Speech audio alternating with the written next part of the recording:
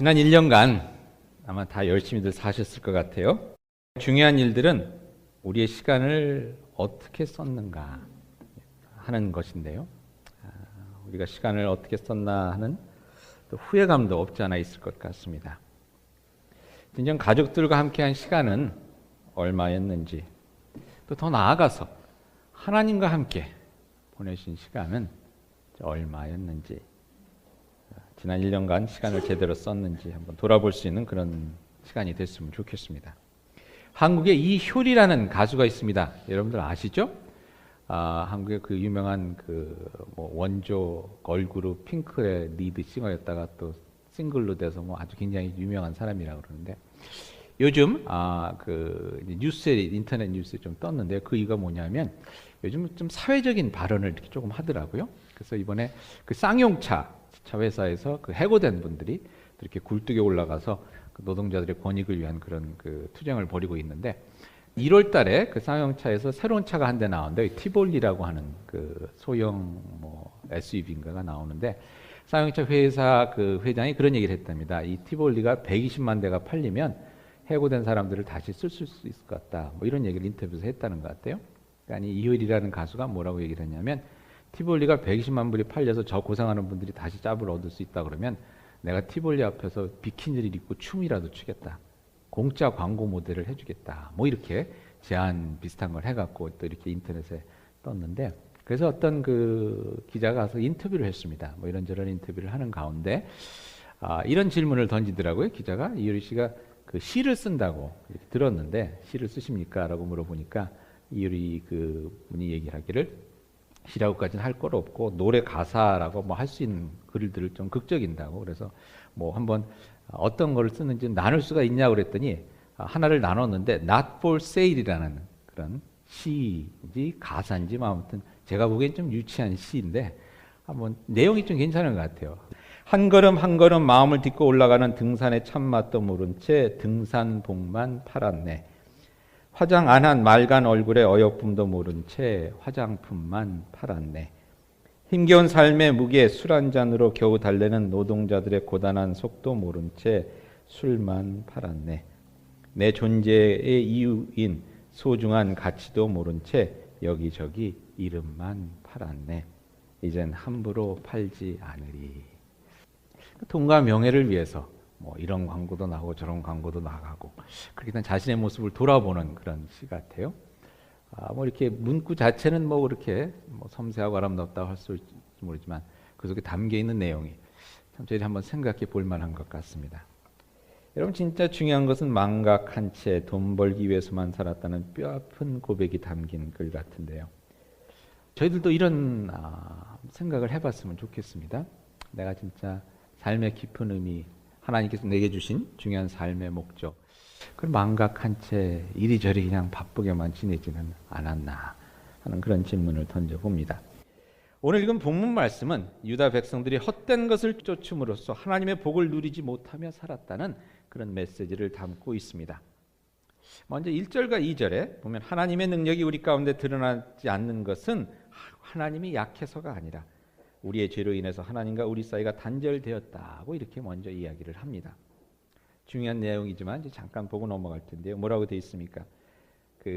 하나님의 손이 짧아서 내가 너희를 구원하지 못하는 것이 아니라 너희들의 죄악이 나와 너 사이를 가로막고 있어서 그 하나님의 영광이, 하나님의 은혜가, 하나님의 능력이 너희들에게 미치지 못한다는 것입니다. 그러면 그 죄악은 무엇이냐?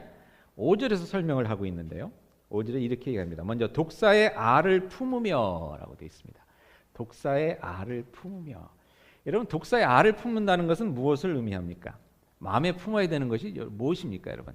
좋은 것을 품지 않습니까? 아이들이 선물을 받으면 그 선물을 꼭 품죠. 테디베어 같은 자기들의 어떤 평안함을 주는 그런 것들을 꼭 안죠.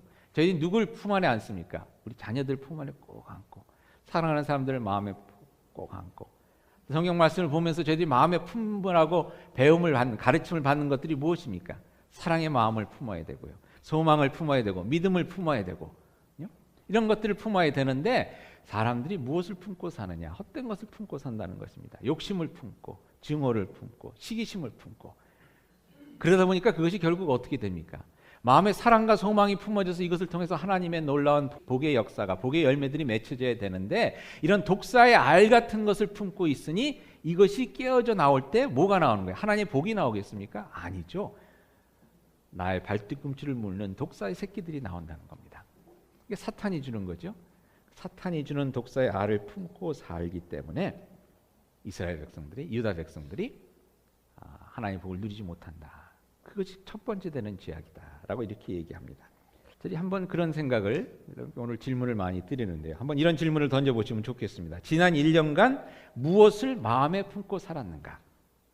한번 여러분 생각해 보시면 좋겠는데, 독사의 알을 품은 것이 있다면 다 내려놓고 새로운 하나님의 은혜의 마음을 품고 한 해를 시작하실 수 있기를 기원드립니다. 그 다음에 나오는 것이 오늘 여러분과 나누고 싶은 본론인데요. 5절에 보니까 독사의 알을 품으면 뭐라고 되어 있습니까? 거미줄을 짜나니 라고 되어 있습니다. 거미줄을 짜나니. 거미줄을 짠다. 여러분, 거미줄을 짠다는 것은 무슨 일이십니까?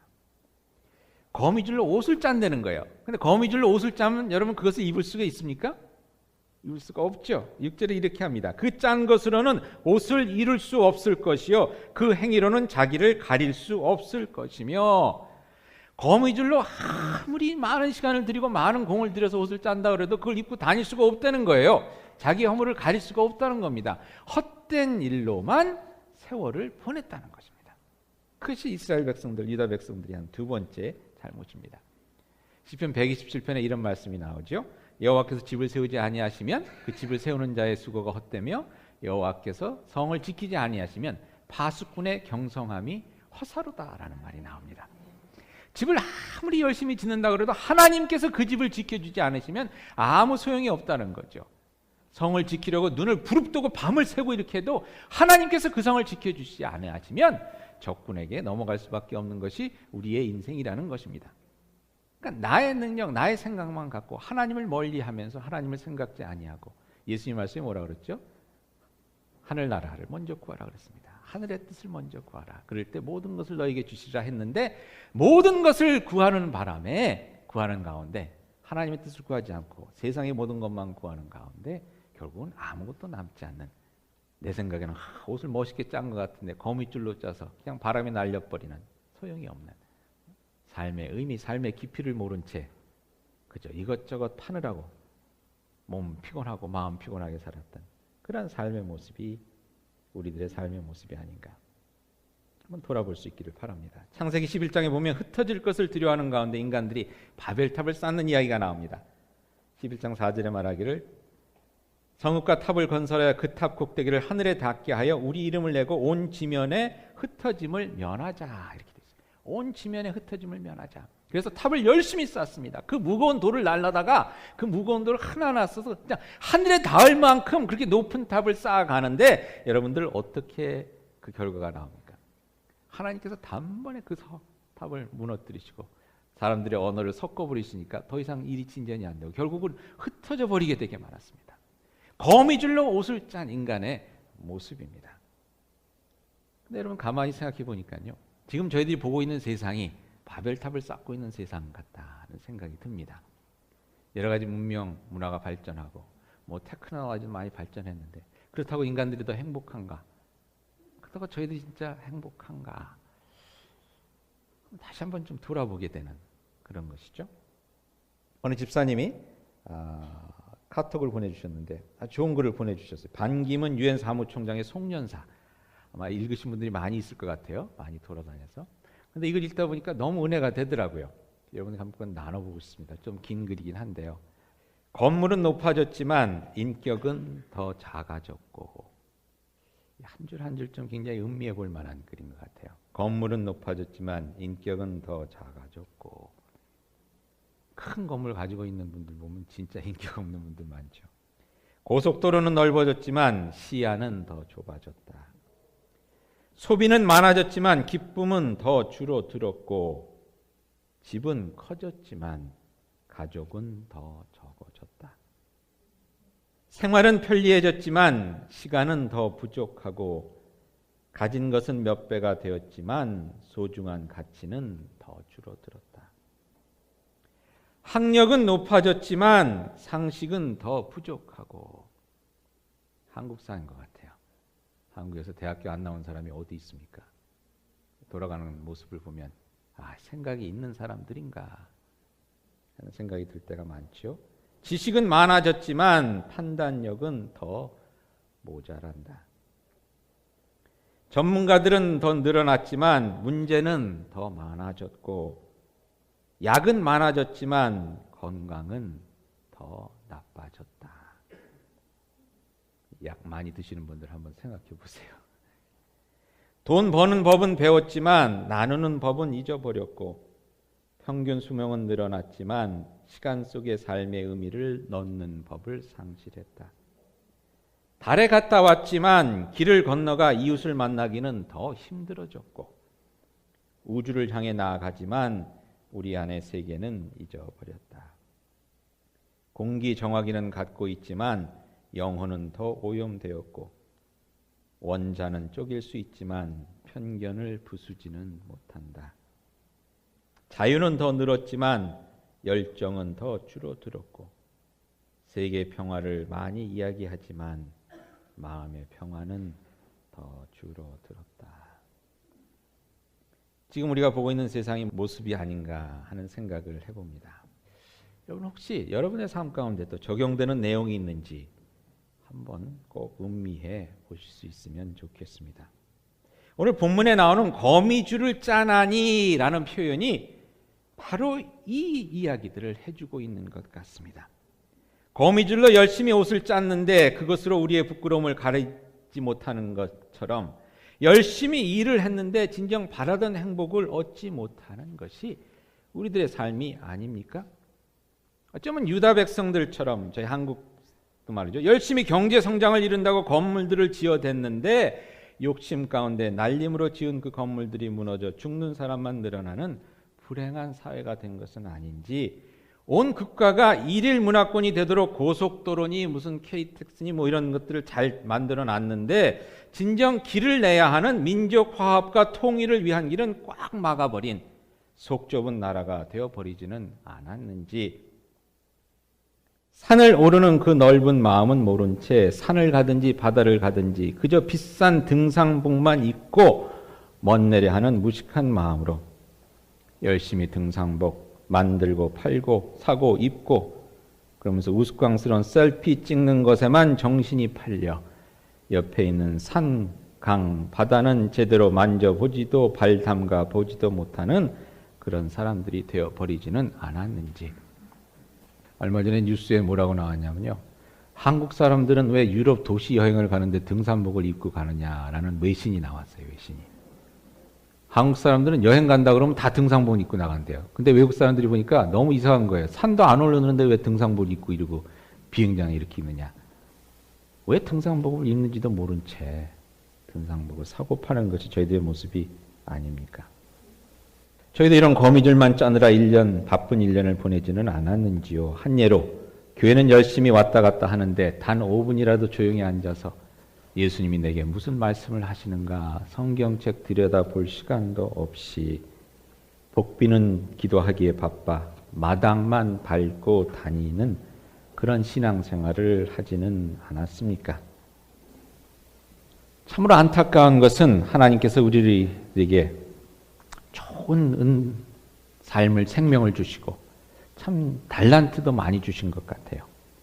그런데 그런 것들을 하나님께 주신 은사와 하나님의 은혜를 거미줄 쓰는데, 거미줄 짜는데 다 쓰고 있지는 않은지 그런 생각을 해봅니다.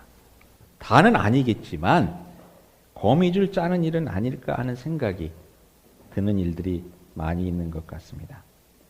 여러분, 저희 현대사회는 이렇게 쓸데없는 일에 너무 많은 에너지를 소비하는 것이 아닌가 하는 생각을 해봅니다. 다시 한번 여쭤봅니다. 여러분의 삶은 어떻습니까?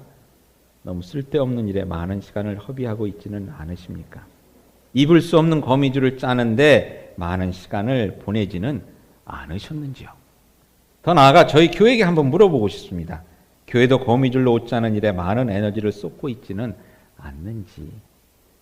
예로 너무 먹는 데 많은 에너지를 쏟고 있지는 않는지. 저희 교회도 그런지 모르지만 교회를 가끔가다 방문하게 되면 이런 자랑을 하는 분들이 있습니다. 우리 교회는 참 잘 먹어요. 불지니아의 어떤 교회 갔더니 그러시더라고. 우리 교회는 참 잘 먹어요. 진짜 잘 드시더라고. 불지니아에 아무튼 뭐 게도 나오고 뭐 이러니까. 그게 물론 좋은 일이죠. 나쁜 일은 아닌데 자랑할 건 아닌 것 같아요. 왜냐하면 교회는 잘 먹으라고 만드신 게 아니잖아요. 예수님께서 너희들 모여서 잘 먹어라. 물론 예수님의 목회에 먹는 것이 중요한 위치를 차지합니다. 먹는 게 중요합니다. 중요하지 않다는 말씀은 아니라 잘 먹어야 돼요. 근데 자랑할 만한 것은 아니라는 거죠. 왜 예수님이 너희들은 잘 먹는 교회가 되라 그러지 않았거든요. 잘 먹는 데는 뭐가 자랑해? 식당은 자랑할 수 있어요.